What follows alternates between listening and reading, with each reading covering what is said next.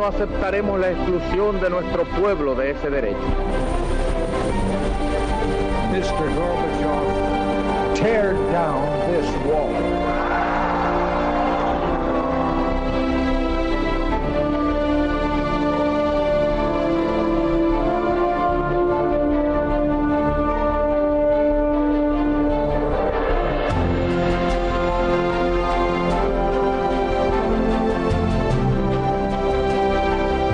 Buenas noches, señoras, caballeros, bienvenidos a Tiempos Modernos de Intereconomía. Hace unos días el gobierno vasco le pedía, el gobierno autónomo vasco, le pedía al gobierno del conjunto de España que pidiera perdón por el bombardeo de Guernica, como si la culpa fuera del gobierno Rajoy. Pero el episodio sirve para que nos hayamos preguntado, ¿realmente qué pasó en Guernica?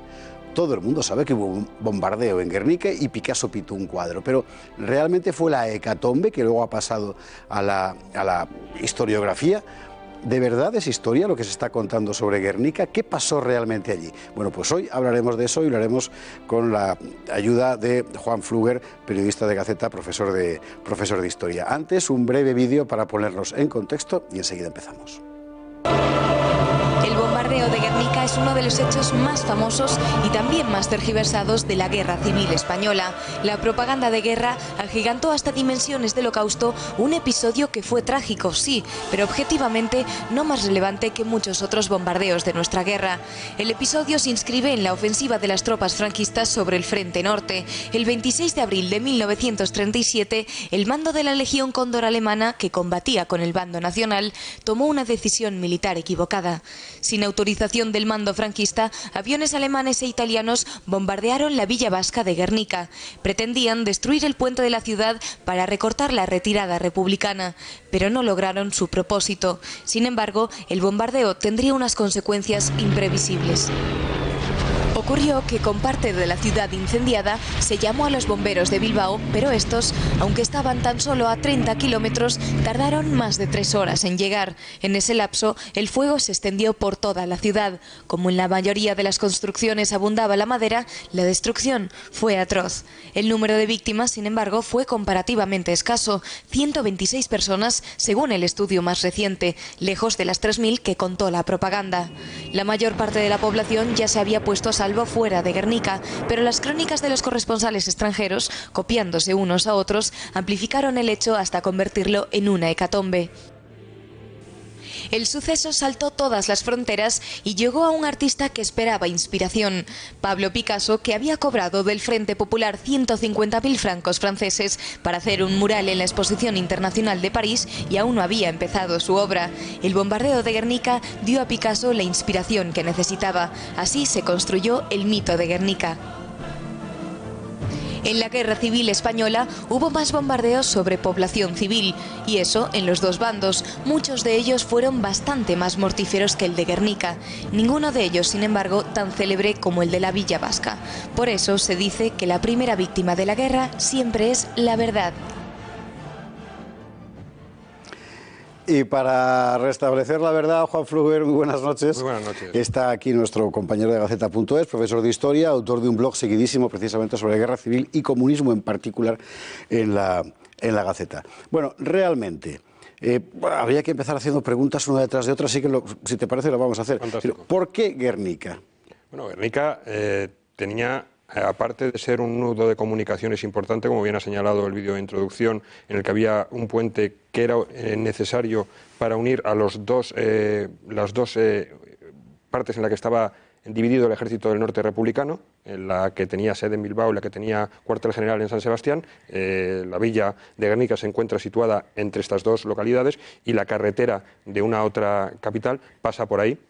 Aparte de que era un núcleo de comunicación, si se cortaba la comunicación se dejaba aislado un ejército en plena campaña del norte, en plena ofensiva, o justo antes de comenzar la parte importante de la ofensiva del norte. Por otro lado, Guernica tenía dos fábricas de material bélico, una de munición y otra de percutores para fusiles, Y en tercer lugar, tenía acantonada una fuerza de ejército que se estimaba en aquel momento entre 1.500 y 2.500 soldados regulares, no milicianos. Estaban fuera de Bilbao y de San Sebastián para que no se contagiaran de la oleada revolucionaria en la que estaba inmerso el ejército republicano. Por lo tanto, tenía un triple componente de importancia militar y estratégica. Bien, es decir, no era una ciudad civil como dice... No era eso que decían, vamos a probar las bombas nuevas, que no hubo bombas nuevas. Efectivamente. Esta es otra cuestión. El bombardeo lo ejecutan las aviaciones alemana e italiana, bajo el mando alemán de la Legión Cóndor. Exactamente. Con conocimiento del cuartel general de Franco, sin su conocimiento, con su conocimiento pero sin su autorización, ¿qué pasó exactamente? Inicialmente ni conocimiento ni autorización. Esto es una maniobra que von Richthofen, que es el jefe de la Legión Cóndor, decide llevarla a cabo para mostrar la posible eficacia de las acciones previas aéreas antes de una ofensiva sobre el terreno. Lo que hace es intenta bombardear y destruir ese puente. Ese puente estaba en la carretera, entonces las carreteras no es como ahora, que pasan fuera de los núcleos urbanos, sino que pasaba por una zona próxima al centro del núcleo urbano. Era un puente difícil de bombardear. Y ellos lo que quieren es demostrar que partiendo la posibilidad de comunicar esos dos ejércitos es más fácil, atacando como se iba a atacar en ese momento desde el oeste, romperle los suministros desde el este. Cuando el cuartel general de Franco conoce el bombardeo sin su autorización, eleva una protesta formal y por escrito ante las autoridades alemanas para que no vuelva a ocurrir eso. De hecho, no vuelve a haber una sola iniciativa en toda la guerra iniciada por los alemanes o por los italianos. Es interesante porque con los italianos había pasado lo mismo en Guadalajara. Había pasado en Guadalajara y hubo un problema también en el frente, en Extremadura, en una unidad, la única unidad combinada que había de españoles e italianos, que era la división Flecha Azul, hubo que separar a los españoles de los italianos porque los italianos querían tomar la iniciativa en romper un frente que había entre Campillo y Retamal de Llerena. Entendido. Se dice que era un día de mercado en Guernica. Cierto. Y que, por tanto, la aviación cae sobre una ciudad atestada de civiles porque había día de mercado. Es cierto que era día de mercado. La única cuestión es que no es cierto que la aviación ni se bombardease sobre esa población civil. ¿Por qué? El mercado generalmente en Guernica duraba desde primera hora de la mañana hasta las 4 de la tarde. Ante la proximidad se estaba acercando el frente hacia la ciudad de Guernica por los avances del Ejército Nacional, y el alcalde decide que ese día, a partir de ese día, y ese día ya se pone en práctica, el mercado se cierre a mediodía. La orden es a mediodía. No sabemos exactamente si se refiere a las 12 con el mediodía horario o el mediodía tradicional en España, que podía ser la 1:30 a las 2. Como el bombardeo empezó poco después de las 7:30 de la tarde, evidentemente el mercado estaba cerrado y la gente que venía al mercado suministrando desde las aldeas próximas a Guernica ya había salido, estaba en sus pueblos que es otra cosa que casa con esos mitos. Dicen, no, es que había gente saliendo que fue ametrallada en las carreteras. En primer lugar, no hubo un solo ametrallamiento en las carreteras, como han demostrado los estudios de Palacio y Echena. Y en segundo lugar, los que iban no iban huyendo del bombardeo, sino que habían salido a las 3, las 4 de la tarde para volver a su casa de haber llevado sus productos al mercado. Ahora vamos a ir a esa cosa de los ametrallamientos. Una de las cosas que se dicen es que el bombardeo duró horas. Cosa que la verdad es que logísticamente me llama mucho la atención, porque los aviones estaban en Burgos. Si no Exactamente, de Burgos. Los aviones principales del bombardeo son los Savoia italianos y los Junker. Hay algún Dorner también, pero son menos. Hay 2 Dorner y el resto son todo Junkers y Savoia. Esos aviones tienen a plena carga, como cuando se va a hacer un bombardeo, una autonomía de entre 2 horas y media y 3 horas y cuarto, dependiendo de cada uno de los modelos y dependiendo de las adaptaciones que tuviera hecho cada uno de ellos, porque también dentro de los modelos había diferencia. Si tenemos en cuenta que de Burgos, a la velocidad de un avión de carga de entonces, a Guernica, estamos hablando de que hay algo más de una hora, claro. Son 180 kilómetros, algo más de una hora, ida más una hora vuelta. Le queda media hora para bombardeo. Pero es que hay testimonios y además realizados y tomados por el propio Frente Popular, por el propio gobierno republicano durante la Guerra Civil, de ciudadanos de Guernica, que dice que hubo 3 pasadas. 3 pasadas con esos aviones en el ángulo de giro. Está estudiado por historiadores militares. Estamos hablando de un bombardeo de entre 12 y 16 minutos. Entendido. También no entraremos en la devastación, pero también en eso hay mucho que contar. De eso lo haremos enseguida. Antes, la cuestión de los ametrallamientos que sugerías. Es otra parte iban por las calles ametrallando a la gente. Pero las calles en Guernica son muy estrechas. Es que el Guernica de entonces, porque ahora se han ensanchado, pero si vemos fotos de la época, en Guernica de entonces son calles tremendamente estrechas, en las que el avión tendría que entrar en un picado, primero, los bombarderos no, serían los cazas, porque muchas veces leemos que los bombarderos, a la vez que soltaban su carga de bombas, ametrallaban. No, señores.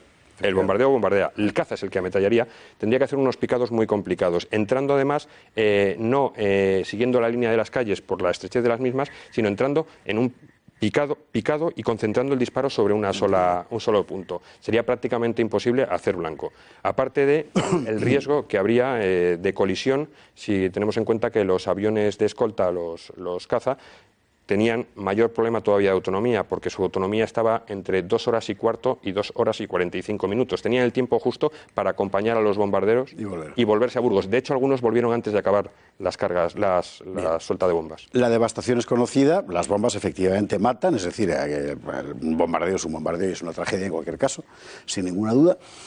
Pero la ciudad queda deshecha fundamentalmente por el carácter de las edificaciones y porque el fuego se extiende. Y luego está la cuestión de las víctimas civiles, donde se han dado cifras fabulosas de hasta más de 3.000 personas. Más de 3.000, exactamente. En realidad, hay un recuento hecho. Hay un recuento hecho, de estos dos autores vascos que te comentaba antes, del Palacio de Echani, que en el año 2013...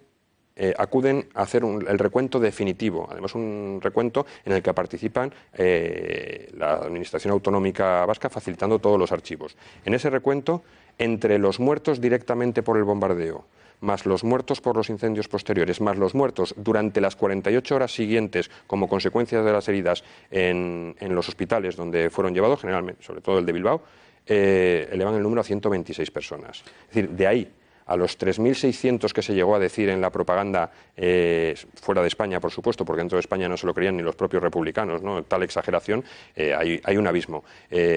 Difiere poco de otro bombardeo, ¿no? El bombardeo de Cabra un año después, en la retaguardia más lejana, en un lugar donde sí que no había ningún tipo de objetivo militar y donde los aviones republicanos bombardean el mercado. No un día de mercado, no, bombardean el mercado y a las 12:30 de la mañana, causando 110 muertos, con solo 3 aviones. No hablamos de la cantidad de aviones que participaron en Guernica, que según una fuente y otra podemos hablar de entre 12 y 16 aviones. Aquí estamos hablando de que con solo 3 aviones, si tú concentras el fuego en un mercado, como se pretendía que había ocurrido en Guernica, con solo una pasada, la mortalidad es mucho mayor, ¿no? Efectivamente.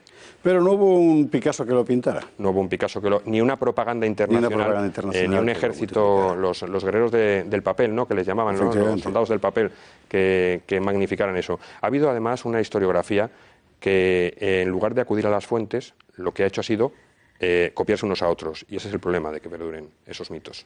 Bueno, me parece que más no se puede contar. Entre otras cosas porque el tiempo se nos acaba, pero hemos dicho lo fundamental. Es decir, el bombardeo de Guernica fue un bombardeo tan lamentable y tan deplorable como todos los actos de guerra, evidentemente, y las víctimas merecen, por supuesto, todo el dolor y toda la compasión que todas las víctimas. Pero el bombardeo de Guernica fue realmente esto, no fue el acontecimiento mítico que después nos han vendido. Juan Fluger, muchísimas gracias. Gracias a ti, un placer. Y aquí seguiremos contando más historias en estos tiempos modernos de Intereconomía. Muchísimas gracias por estar ahí.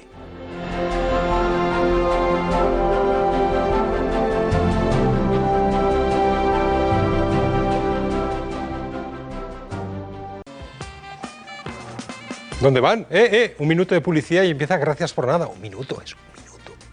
Estimado inversor, DEGIRO está trabajando para convertirse en el mayor broker de España, ofreciendo prácticamente todos los mercados del mundo con las tarifas más bajas. Una operación de 10.000 euros en acciones de Google con DEGIRO solo cuesta 58 céntimos, un 98% más barato que en otros brokers online. Abre una cuenta gratuita en degiro.es. Ha llegado el recibo del seguro del coche, y el de la casa, y el de vida. ¿Y? CaixaBank presenta Family Seguros, todos agrupados en una sola cuota mensual. Y además, con tus seguros y la alarma de Securitas Direct podrás conseguir hasta 1.000 euros en una tarjeta regalo. Todos tus seguros hacen familia. CaixaBank.